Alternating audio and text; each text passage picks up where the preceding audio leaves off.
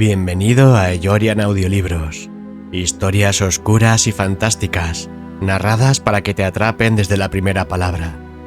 Apaga la luz y escucha. He oído mal, respondió Nathan. Sin duda, no habéis sustituido al tribunal de este protectorado tomando la justicia por vuestra mano. Pero, ¿qué veo? ¿No hay un negro apaleado, atado a un pilar? ¿No hay otros maniatados en el suelo? Mis sentidos me engañan sin duda, pues ¿cómo un ciudadano distinguido como vos cometería tal falta? Deje este asunto en mis manos desde este momento y nada de esto se tendrá en cuenta. Yo le garantizo que hallaremos a los culpables. Pero, ¿desde cuándo interesa a la corona el asunto de los negros? ¿Acaso no tengo derecho a hacer justicia en mi plantación como cualquier otro? ¿Y qué es la justicia, señor Thomas? ¿Torturar a una persona de acuerdo a una cuestionable intuición? Vos tenéis poder sobre estos negros, al igual que Dios sobre los hombres. ¿Con qué fin vais a utilizar este poder, señor Thomas? ¿Cómo se cree merecedor de la benevolencia de nuestro Señor si hace caer su furia sobre estos infelices sin ninguna prueba inculpatoria? Jamás nadie me ha dicho cómo debo manejar mis asuntos, señor Nathan, y no consentiré que empecéis vos ahora. Estos negros han tomado venganza a causa sin duda de mi severidad hacia ellos. Eso lo decidirá una persona competente, respondió Nathan, y dando fin a la conversación, extrajo de su bolsillo un cuchillo con el que principió a cortar las ligaduras de los reos.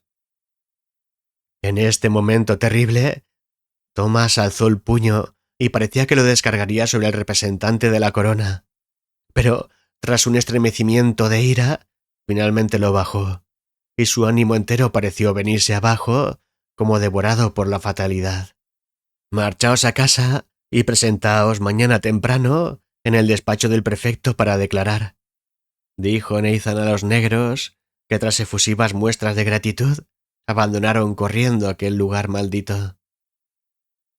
Tras esto, y sin mediar fórmula de despedida alguna, Nathan subió a su carruaje seguido de Dick, y ambos se alejaron por el camino y parecieron engullidos por la tempestad, dejando atrás a un Thomas Chase derrotado y su plantación. Pasó un mes entero antes de que Nathan, Lucas y Dick Harper volvieran a verse.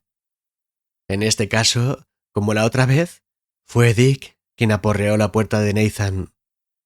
Como la otra vez, un criado le recibió. Como la otra vez, un Dick impaciente esperó en la recepción, y como la otra vez, Nathan le invitó a pasar. «Ha muerto Thomas Chase». Nathan sonrió. «Esta vez no te has apresurado lo suficiente. Ahora iba a salir hacia la iglesia. ¿Quieres acompañarme?» «Claro. ¿Qué se sabe acerca de la investigación?», preguntó Dick mientras volvía a colocarse el sombrero. Subieron al carruaje.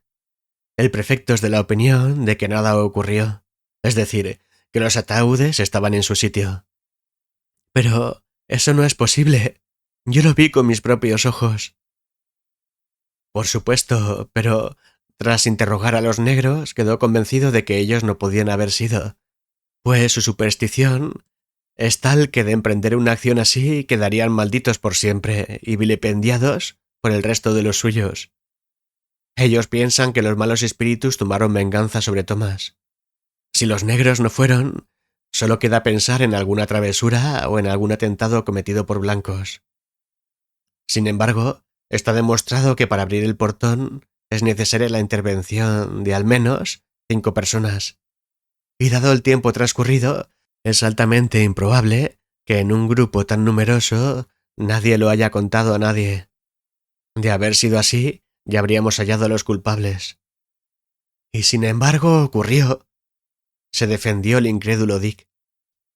Por supuesto, pero fíjate en este detalle. Ocurrió, pero al mismo tiempo no ocurrió. Dada la naturaleza del caso, la improbabilidad de que se repita y la imposibilidad de resolverlo, es este el partido que el prefecto ha decidido tomar. Pero, ¿y si se repite hoy?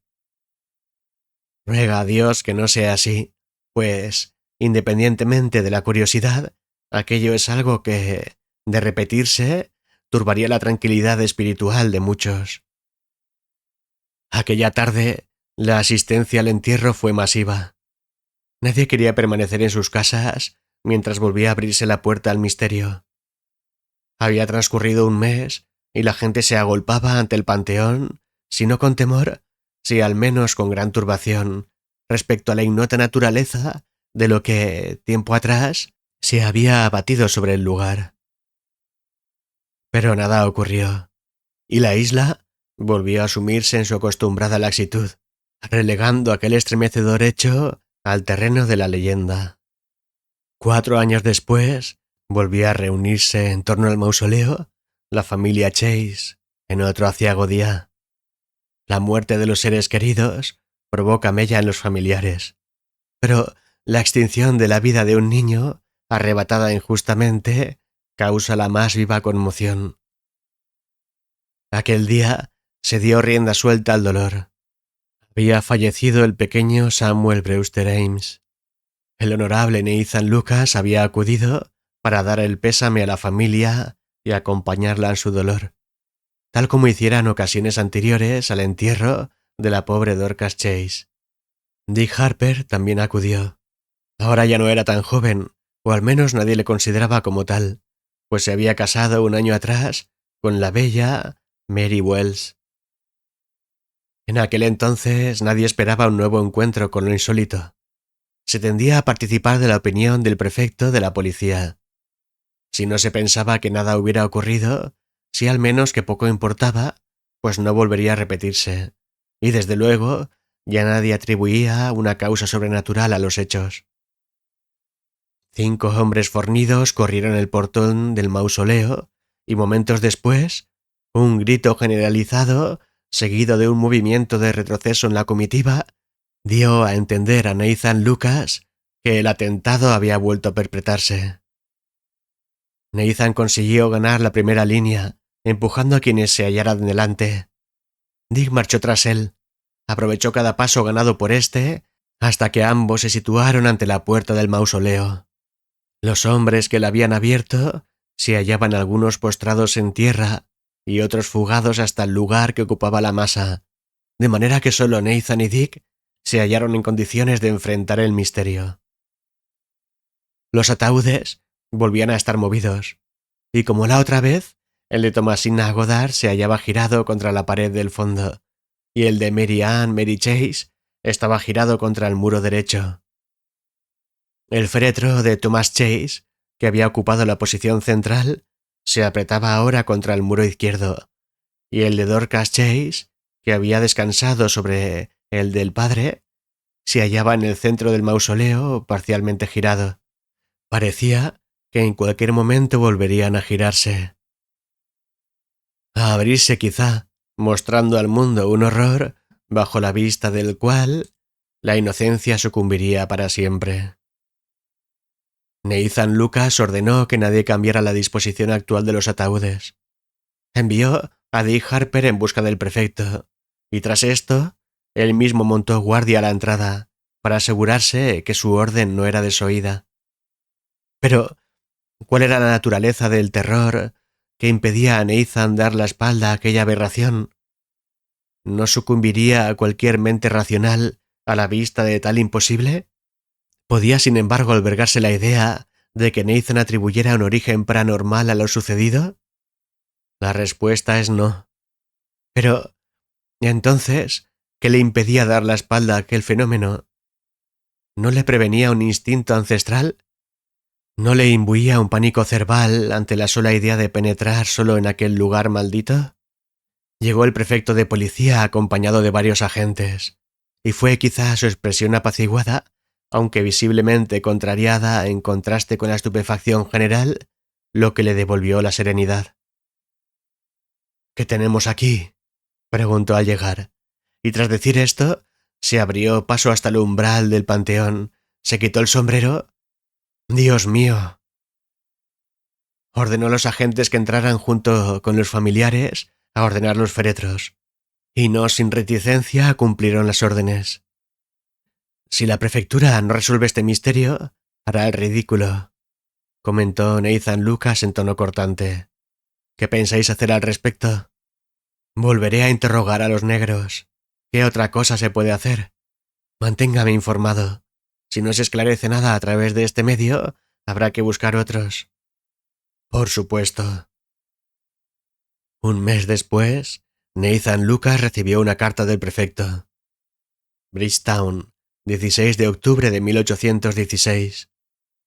Al honorable Nathan Lucas, representante de la corona en la isla, en relación al enigma de los ataúdes deslizantes. Tras interrogar a los negros de la plantación de los Chase, me queda la certidumbre de que jamás habrían cometido tal atentado, pues me reitero en mi anterior informe. Es tal su superstición, en cuanto concierne al terreno de la muerte, que solo con mencionar el asunto palidecen y se retuercen entre terribles lamentos. Procedí a interrogar a los miembros de la familia de los Chase, pero, naturalmente, nada sabían. Interrogué a los mandos de los destacamentos militares que se encuentran en la zona, pero no pudieron ofrecerme ningún informe de irregularidad. Y aunque no cabe pensar otra cosa, pues la disciplina del ejército inglés es legendaria. Investigué los archivos policiales y las crónicas de sucesos. Pregunté a los vecinos del cementerio de Chris Crash en busca del indicio de alguna banda de delincuentes, a pesar de lo absurdo de la teoría, pues ante la presencia militar existente en la isla, jamás hubo en ella tan pocos delitos. Por lo tanto, no teniendo ningún indicio que seguir, ningún sospechoso que investigar, ni aun la posibilidad de que pueda haberlo, ni nada que nos pueda hacer pensar que se cometió delito alguno, me inclino a pensar que nada ocurrió en el cementerio de Chris Crash fuera de lo común en el funeral del señorito Samuel Brewster Ames. Nathan suspiró. Si no se hallaba culpable al delito, no serían los criados los únicos que despertarían sus supersticiones ante el hecho. Había que actuar, pero ¿qué dirección tomar? Lo cierto es que de repetirse el suceso una y otra vez, no solo sería un escándalo, sino que peligrarían muchos de los altos cargos de la isla, pues aquello podía provocar un revuelo social indeseable para la corona. Transcurrió otro mes sin que nadie acertara a dar con una posible vía de investigación a la solución del enigma. El 15 de noviembre de 1916, Nathan recibió una carta pidiendo que acudiera de nuevo al cementerio de Chris Crash, pues se iba a exhumar el cadáver de Samuel Brewster, padre de Samuel Brewster Ames, fallecido años atrás, y sería enterrado junto a su hijo en el mausoleo de la familia Chase. Se pedía su asistencia en calidad de testigo, pues la familia estaba atemorizada ante lo que allí pudiera hallarse. El día 17 del mismo mes, se exhumó el cadáver y fue conducido al cementerio de Chris Crash. Nathan Lucas llamó a la puerta de Dick Harper. Tras ponerse el sombrero, Dick siguió a su amigo hasta el carruaje. Su rostro estaba pálido, ya que, a pesar de que no dudaba de la naturaleza sobrenatural del fenómeno, le espantaba hasta tal punto todo lo relacionado con él y con los cementerios que le provocaba el más vivo horror. Cuando llegaron al cementerio, vieron un auténtico dispositivo policial. La entrada al mismo estaba restringida, de modo que tan solo los familiares más cercanos, así como los sirvientes que conducían el féretro y algunas personas autorizadas pudieron entrar. Aquella vez abrieron la pesada puerta al prefecto de la policía junto con 5 agentes más. De nuevo, la fatalidad se había consumado. Los ataúdes ocupaban sus lugares habituales, junto a los muros, con la salvedad de que el féretro del joven Samuel Brewster Ames se había acercado hasta la puerta, describiendo un arco de círculo, y estaba tan próximo a esta que resultaba imposible entrar al mausoleo sin apartarlo. El ataúd de Thomasina Goddard se había girado contra el muro del fondo como de costumbre, pero esta vez estaba completamente destrozado, como si hubiera sido lanzado contra el muro con fuerza tal que no resistiera la madera del revestimiento ni el plomo del féretro. El prefecto, los agentes, Dick e incluso el mismo Nathan retrocedieron espantados ante la visión del cadáver de Thomasina expuesto a sus ojos de una manera tan atroz. Los familiares que esperaban atrás junto con el féretro de Samuel Brewster se estremecieron de desesperación ante aquel nuevo encuentro con lo insólito. El prefecto de policía mandó a todos a su casa, dejando el ataúd allí. Un agente trajo una cuerda y con ayuda de los demás recompuso el ataúd de Thomasina como pudo. El prefecto dio orden de que se colocaran los féretros como debían estar, y tras la recomposición comenzaba a dar orden de que se volviera a cerrar el mausoleo cuando Nathan Lucas le interrumpió. Tras esto, no diremos que nada ha ocurrido, dijo amonestando al prefecto. Pero sí podremos decir que no volverá a ocurrir. No sé cuánto aprecio tendréis a vuestro cargo, pero os aseguro que yo aprecio el mío. ¿A dónde queréis llegar? ¿Habéis hallado la solución al enigma?, preguntó el prefecto. No, no lo he hecho, ni creo que nadie jamás lo haga, pero no he podido dejar de observar ciertas cosas tan evidentes que me sorprende que nadie las haya denunciado antes. Quizás sea porque nadie ha querido reconocer lo que aquí ocurre en realidad. Según vuestra investigación, no pudo ser obra de negros, pero tampoco de malhechores ni militares. Sabemos que para abrir el portón hace falta, al menos, la participación de 5 personas. Pero, ¿cuántas personas hacen falta para destrozar un féretro de plomo al hacerlo chocar contra un muro? Yo os lo diré. Es imposible. Por lo tanto, el origen de este mal no puede ser humano. Además, en el incidente del funeral de Samuel Brewster Ames, me percaté de un hecho en extremo curioso. Todos los ataúdes estaban girados, a mi parecer, en la misma proporción. Es decir, todos ellos habían girado unos 20 grados con respecto al portón, igual que hoy.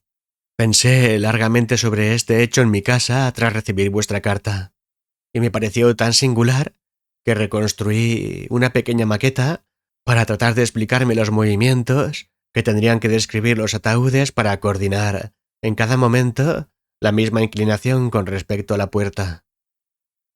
Lo que descubrí me dejó sin palabras, pues entendí que a causa de la estrechez del mausoleo, solamente sería esto posible si se movieran coordinados, como un gran mecanismo diferencial. Por lo tanto, queda descartada de nuevo la intervención humana. Y si no es así, quisiera saber cómo podrían unos hombres llevarlo a cabo, y más aún, no solo conformarse con desplazar los ataúdes, sino hacerlo de esa manera tan singular. ¿Y qué sugerís?, preguntó pálido el prefecto. Nada tengo que sugerir. La naturaleza del caso es tal que escapa a mi comprensión. Sin embargo, he tomado medidas, como decía, para que no se vuelva a dar este hecho, a lo que añadió volviéndose a su amigo. Jack, te he hecho venir para que, dado el caso, entregues esta carta al teniente Orson, dijo Nathan tendiéndole una misiva. Ya he hablado previamente con él, así que actuará según un plan previsto. Ahora ve y no te demores. Tras esto, tomó al prefecto del hombro y le dio instrucciones para que sus hombres fueran en busca de sacos de arena fina. Frente al mausoleo quedaron tan solo 2 agentes custodiando la puerta abierta, con claros síntomas de ansiedad, el prefecto y Nathan Lucas. «¿Qué os proponéis hacer? Me tenéis desconcertado», reconoció el prefecto. «Cuando vuestros hombres regresen con los sacos de arena, deberán vaciar su contenido dentro de la cripta, tras lo cual la alisarán, de manera que si algún hombre entra después, necesariamente dejará impresa su huella. Después, sellarán el portón, de manera que, si es abierto, lo reconozcamos de manera inequívoca. Un destacamento militar quedará toda la noche camuflado en el cementerio, controlando todos los accesos y el propio mausoleo desde todos los ángulos. Tendrán orden de pedir identificación a cualquier intruso que vean y de disparar si éste no procediera a hacerlo. Mañana por la mañana romperemos el sello, abriremos el portón y con un poco de suerte zanjaremos el misterio para siempre. Si se cumplen mis peores pronósticos, los féretros serán enterrados individualmente y repartidos por el cementerio. El mausoleo quedará inutilizado para siempre. Confío en que os hagáis cargo del operativo. Cuando el teniente Orson se presente, él tomará el mando y podréis volver a casa junto a vuestros hombres para descansar, pues puede que mañana sea un día muy duro. Tras decir esto, Nathan Lucas tomó el carruaje y volvió a casa. Un mes después, una carta llegaba a la corte de Inglaterra. Bridgetown, 18 de noviembre de 1816. Todo se llevó a cabo según lo planeado. Ninguno de los guardias hizo declaración alguna de que se turbara en modo alguno la tranquilidad del cementerio. Al alba, y ante el prefecto de la policía, el teniente Orson, el gobernador y yo, 5 soldados rompieron el sello del portón, abriéndolo. El horror que se dibujó en sus rostros dio veracidad a la peor de las hipótesis que cupiera imaginar. Examiné la arena batida, pero no había ninguna huella impresa. Ni siquiera había sido movida a causa del desplazamiento de los ataúdes. Examiné los muros, el arco y toda la bóveda. Todo era igualmente antiguo. Un albañil, en mi presencia, golpeó minuciosamente el suelo con un martillo. Todo era sólido. Confieso que no puedo explicar los movimientos de estos ataúdes de plomo. Ciertamente, no se trata de ladrones, y en cuanto a bromas pesadas o trucos, hubiese sido necesaria la participación de demasiada gente y el secreto hubiese sido descubierto. En cuanto a que los negros hayan tenido algo que ver, su miedo supersticioso a los muertos y a todo lo que con ellos se relaciona, excluye cualquier idea de esta clase. Todo lo que sé es que ocurrió y que yo fui testigo del hecho. Nathan Lucas. Gracias por acompañarme en esta historia. ¿Quieres escucharla completa con música y efectos? Te espero en eyorian.es. Allí encontrarás también contenido exclusivo. Las novelas para leer online, las bandas sonoras originales, tomas falsas, reflexiones y hasta psicofonías reales que capto mientras grabo. Nos vemos dentro.